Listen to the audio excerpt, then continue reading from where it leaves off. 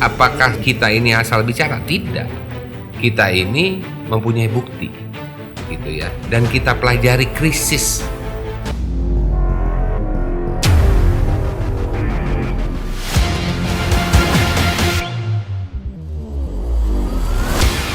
Sahabat transportasi, salam semangat. Hari ini adalah hari istimewa bagi transportasi Indonesia. Karena hari ini adalah merupakan hari peresmian dari studio kita yang enak ini studio transportasi Indonesia. Hari ini tanggal 18 Desember 2020 pada hari Jumat. Semoga berkah. Nah, kenapa saya katakan istimewa? Karena hari ini adalah berkenannya seorang tokoh dalam dunia transportasi Indonesia, khususnya di bidang logistik, forwarders, and supply chains. Beliau juga adalah Ketua Umum ALFI, Asosiasi Logistik dan Forwarders Indonesia. Dan di tingkat regional, di tingkat ASEAN, beliau juga dipercaya sebagai Chairman dari AFFA, ASEAN Federation of Forwarders Association. Kita ucapkan selamat datang kepada Bapak Yuki Nugrahawan Hanafi. Pak Yuki, apa kabar? Apa kabar? Sehat, Bang? Sehat, mantap. Sehat, Sport selalu, ya, olahraga, harus jaga ya, imun. Harus nomor Mantap. satu. Sekarang kekuatan kita harus jaga kesehatan. Betul. Ya kan? Berselancar? Sudah lama. Sudah lama? Ya, sejak COVID. Sementara tapi setelah berhenti COVID dulu. lanjut lagi? Ya, kita teruskan Mantap. hobi kita. Sebagaimana sahabat transportasi ketahui, Pak Yuki ini punya hobi yang agak lebih ekstrim, yaitu di bidang berselancar. Udah lama. Menaklukkan gelombang laut. Nah, itu merupakan satu filosofi bisnis beliau. Pak, hari ini adalah hari istimewa karena hari ini adalah pembukaan dari Majalah Transportasi Indonesia, dan sebagai media yang saat ini mainstream, artinya yang menjadi bacaan wajib bagi dunia insan transportasi. Bagaimana pendapat Bapak tentang industri media saat ini, Pak? Ya, industri media ini telah terjadi banyak perubahan dalam 5 tahun terakhir. Ya. Ya, hampir sama dengan dunia supply chains atau logistik. Ya, juga transportasi di sini. Ya. Artinya apa? Memang ke depan ini akan terjadi banyak perubahan juga di industri media. Ya, oleh karena itu siapa yang dapat beradaptasi ke arah suatu perubahan, dia adalah yang menjadi pemenang ke depan. Ya. Apalagi majalah transportasi ini atau media transportasi ini mempunyai segmentasi yang jelas.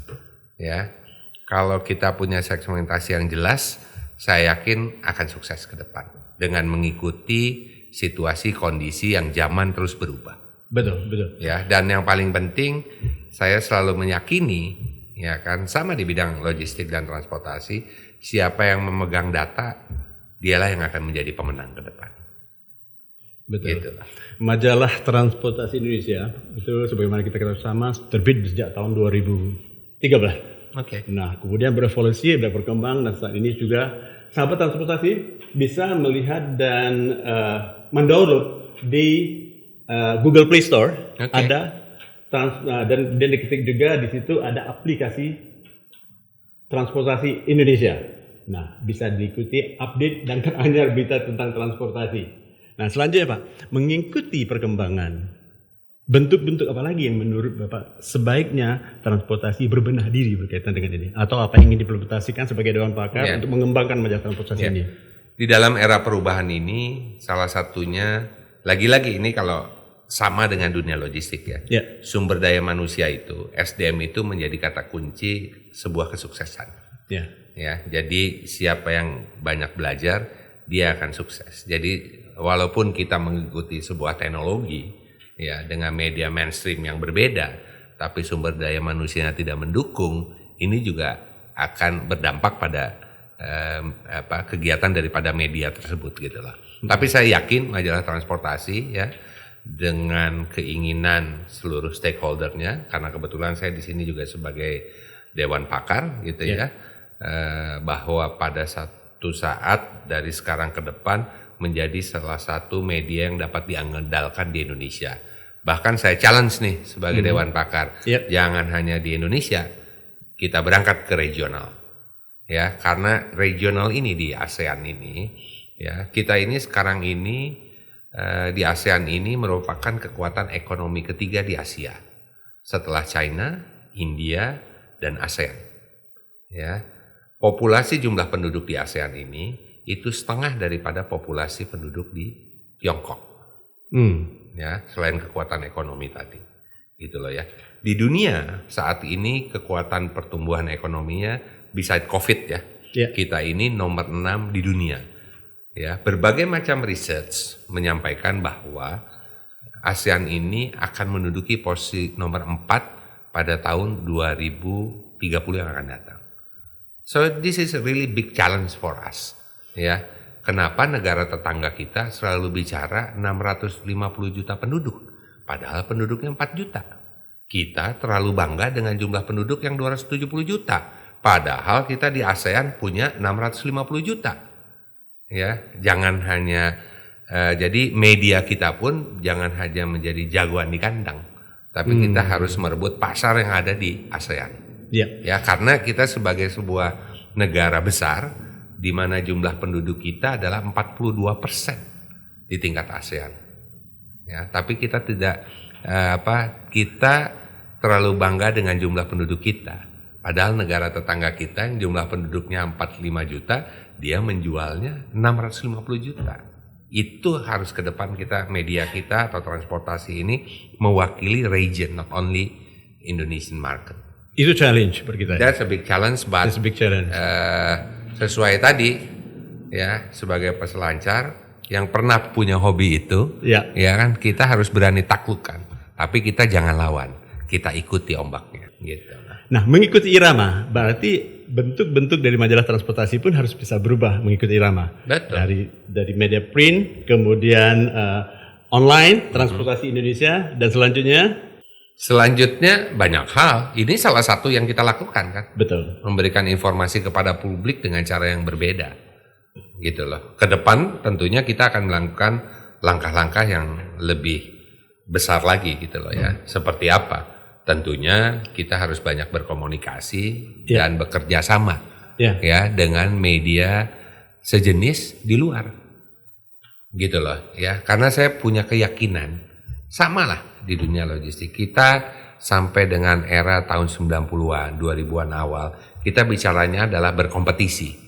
Tapi sekarang kita bicaranya adalah kolaborasi. Ya, saya selalu sampaikan sejak 3 tahun yang lalu, ya, collaboration better than competition.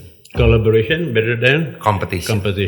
Yes. Dan itu kita juga tuangkan dalam yang ide Bapak yang Bapak berikan arahan, yaitu mengenai e-magazine. Yes. Electricity magazine. Yeah. Mengapa Pak electricity magazine menjadi penting saat ini Pak? Memudahkan orang. Ya, dapat membaca dimanapun. Mobile. Dimanapun, bukan hanya di Indonesia, tapi di seluruh pelosok dunia dimanapun, ya mereka akan terus terupdate, gitulah. Dan yang tadi saya bilang kan, who's the winner? Tentunya nanti berapa banyak orang membaca. Betul.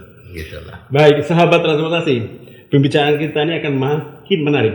Nah, bila ingin memberikan komen, silahkan di komen yang ada yang tertera, dan jangan lupa juga memberikan komen dan juga subscribe untuk pengembangan majalah transportasi. Kritik juga boleh. Demi kemajuan biar sehat informasi dunia transportasi di Indonesia ya Pak. Berikan masukan supaya apa? Supaya Indonesia ini atau majalah transportasi ini atau e-magazine ini ya kan menjadi pemenang. Baik. Ya, tidak ada yang lepas dari sebuah masukan atau kritikan. Betul. Ya, dan menurut saya itu is a big things, is a good things gitulah. Majalah transportasi dikenal sebagai salah satu majalah yang begitu konsen pada perkembangan transportasi Indonesia, sehingga memberikan penghargaan, awarding, kemudian memberikan juga informasi dan bentuk pameran. Selanjutnya seperti apa nih Pak? Ya, menurut saya sangat bagus ya, bahwa tidak ada yang terlepas dari sebuah kegiatan yang berkaitan dengan transportasi dan pergudangan, saya bilang. Ya. Jadi kalau kita bisa fokus di situ, memberitakan berita-berita yang tajam gitu ya. Kita ingin bahwa kita sebagai sebuah media bukan saja memberikan kritikan maupun masukan, tapi kita juga harus memberikan solusi. Iya. Ya, memberikan solusi. Jadi orang membacanya itu bahwa kita memberikan satu edukasi kepada publik. Edukasi kepada publik gitu loh ya. Bahwa kita bicara bagaimana dunia transportasi ini 10 tahun ke depan seperti apa. Karena kalau kita bicara transportasi, apa yang tidak terlepas semua ada di sana. Semua kegiatan pergerakan orang pasti bicara transportasi. Betul. Pergerakan barang pasti juga bicara transportasi. Gitu kan? Dengan moda transportasinya. Yang terakhir dengan adanya pergerakan orang, mohon maaf, dan barang, di sana ada pergerakan uang. Ya kan? Teknologi uang juga sekarang kan jauh lebih memudahkan. Gitu loh ya, untuk orang bertransaksi di seluruh dunia. Jadi transportasi ini medianya juga harus memberikan kemudahan. Betul. Itu kata kuncinya. Kata kunci ya. Sesuai dengan tagline-nya Majalah Transportasi Indonesia untuk memberikan edukasi, informasi yang valid dan solusi. Dan solusi. Lengkap. Di awal saya tadi bicara bahwa Bapak adalah Ketua Umum ALFI, Asosiasi Logistik Forwarders Indonesia. Pak, kita saat ini masih mengalami pandemi, sudah hampir setahun ya Pak ya. Nah, bagaimana Pak impact atau imbas daripada pandemi saat ini terhadap dunia logistik Indonesia? Pada saat awal bulan Februari, saya sebagai Ketua Umum ALFI gitu ya, sudah dapat memprediksi situasi dan kondisi hari ini. Ya, bahkan waktu itu banyak pihak yang bertanya kan dan menyatakan statementnya 3 bulan, 6 bulan. Ya, saya waktu itu bilang paling cepat 9 bulan. Terbukti sekarang. Terbukti hari ini. Apakah kita ini asal bicara? Tidak. Kita ini mempunyai bukti, gitu ya. Dan kita pelajari krisis. Ya, kita mulai mempelajari sebuah krisis itu sejak 2008. Di mana tahun 2008 itu telah terjadi sebuah krisis keuangan misalnya. Terus beberapa tahun menjelang itu ada krisis mengenai energi. Kita tahu harga minyak mengalami goncangan yang luar biasa, ya. Dari setiap tahun itu selalu ada letupan-letupan kecil yang tidak berdampak pada supply and demand, tidak terasa. Ya, kita hanya melihat dari sisi pertumbuhan ekonominya. Ya. Begitu tahun 2020 kita dikagetkan oleh sebuah krisis kesehatan yang tidak pernah terjadi selama usia saya. Ya, kebetulan usia saya sudah di atas 50 sedikit. Ya. Iya. Sama ya. Kita belum pernah mengalami situasi kondisi krisis seperti ini. Ya kan? Katanya dulu gitu ya, tahun 20 sekian, 1920 itu pernah terjadi di Eropa. Ya kan? Nah, lalu kita lihat ke beberapa negara yang telah mengalami situasi kondisi COVID terlebih dahulu. Kita lihat China, kita lihat Eropa gitu ya. Saya menyebutnya dramatic decline. Dramatic decline. Dalam dan pergudangan.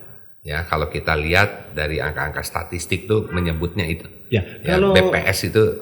Ya, kalau apakah punya ALFI melihat itu setelah mengadaptasi, mengabsorb dan melihat perkembangan dari pandemi corona ini makin terus memanjang, apakah ALFI punya semacam timeline atau semacam skenario untuk bisa kita telah melakukan survei ya kepada seluruh anggota kami gitu lah ya. Sampai yang terburuknya sampai kapan anggota kita bisa bertahan dalam situasi kondisi COVID.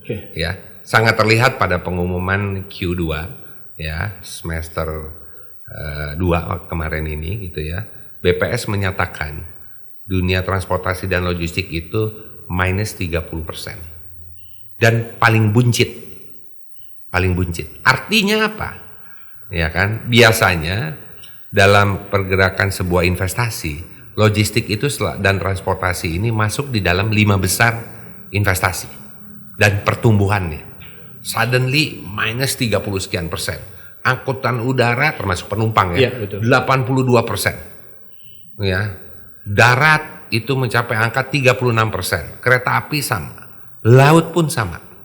Ya, waktu itu kita udah menilai juga kalau ekonominya mulai membaik, ini akan terjadi krisis kedua nih di dunia transportasi. Dan betul terjadi kekosongan kontainer saat sekarang terjadi.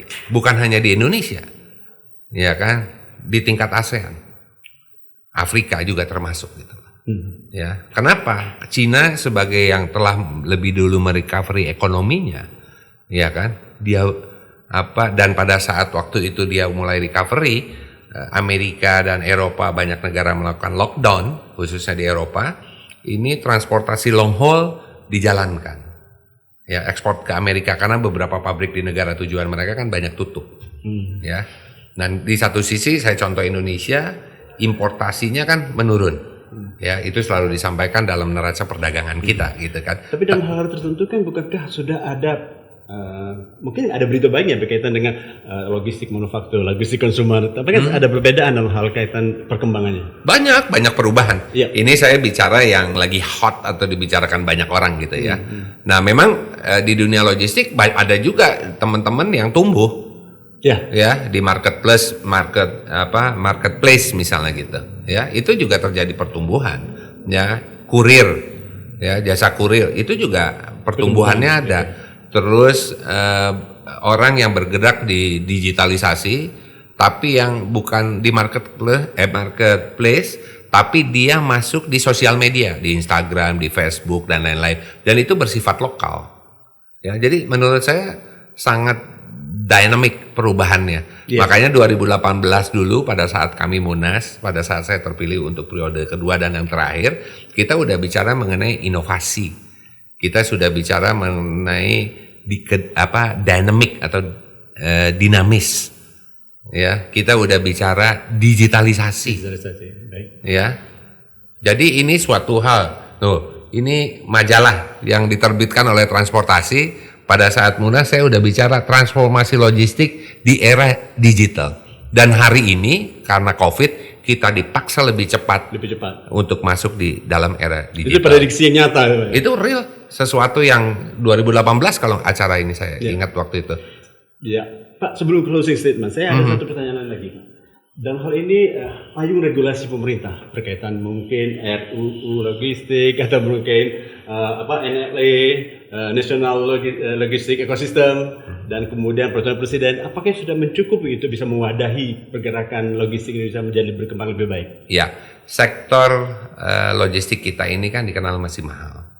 Ya, kalau saya melihat di regional ini kita bahkan mengalami penurunan. Ya, nomor 5 di ASEAN dari 10 negara anggota ASEAN. Tapi oke lah, itu kan juga tidak bisa apple to apple, kita disamakan dengan Singapura. Ya, ibaratnya kalau kita terbang dari Aceh sampai Papua, itu ibaratnya kita terbang dari Jakarta menuju Abu Dhabi. Itu kan kalau itu kita lewati puluh-puluh negara, kita ini sebagai sebuah negara besar gitu. Nah, kalau berkaitan dengan perizinan dan infrastruktur, kalau saya presentasikan, perizinan itu kurang lebih membuat biaya logistik lebih tinggi, kurang lebih dari sisi persentasi kalau kita total itu 40%. Infrastruktur itu 60%. Ya. Oleh karena itu, pemerintah kita sangat mendukung, bahkan saya dari tahun 2017 sudah mendorong ini. Alhamdulillah bulan Juni lalu impresnya mengenai LNE ini keluar. Dan mempunyai target implementasinya diberikan di dalam blueprintnya itu 4 tahun. 4 tahun. Ya, jadi ini suatu hal yang menarik. Orang berpikir NLE itu hanya berpikir pelabuhan, bandara. Salah.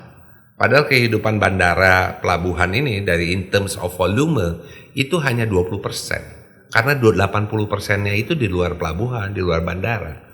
Jadi platform besar NLE ini harus mencakup, ambil contoh. Ya, bagaimana para petani kita gitu kan dengan mudah mendistribusikan barangnya, ya kan, dan itu harus masuk. Jadi konsepnya bukan konsep bagaimana sekedar menebus DO online, bukan sekedar bagaimana menebus. Jadi konsepnya jauh lebih besar dan kita akan terus mengawal. Nah, sekarang kriteria keberhasilannya di mana? Sederhana saja. 2025 kita akan masuk apa yang kita sebut dengan ASEAN Connectivity. Ya, kalau kita mau masuk 3 besar di ASEAN. Kalau kita masuk 3 besar ASEAN, kita akan masuk 30 besar dunia. Ya, biaya logistik kita itu minimal harus 17% terhadap GDP kita. Nah, salah satu unsurnya mempermudah ya dari sisi digitalisasi tadi melalui NLE. Ya, yang kedua, posisi Alfie terhadap Undang-Undang Cipta Kerja yang begitu heboh. Iya, betul. Ya, begitu rame. Ya. Kita sangat concern, terutama pada produksi. Anggota Alfie ini kan banyak yang UKM juga. Bagaimana teman-teman di Alfie yang bergerak di UKM tapi harus juga tetap bisa survive. Selain melalui pendidikan, juga kita berikan satu pemahaman dunia logistik transportasi ke depan seperti apa. Kita tidak bisa jagoan, nanti jangan seperti di dunia travel agent ya, yang 5 tahun lalu tiba-tiba hilang dari dunia ini gitu ya, ya kan. Nah, ini kan kita harus berikan pemahaman ini. Nah, Undang-Undang Cipta Kerja pun kita coba arahkan ke sana, gitu lah ya. Posisi kami mendukung, tapi saat sekarang kami mengawal PP-nya.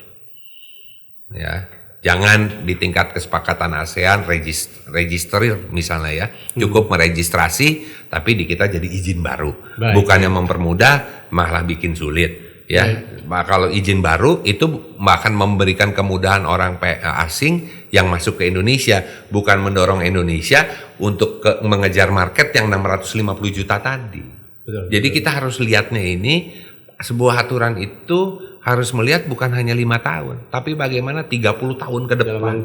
Ya kan? Jadi harmonisasi, connectivity khusus untuk logistik itu perlu, Pak ya.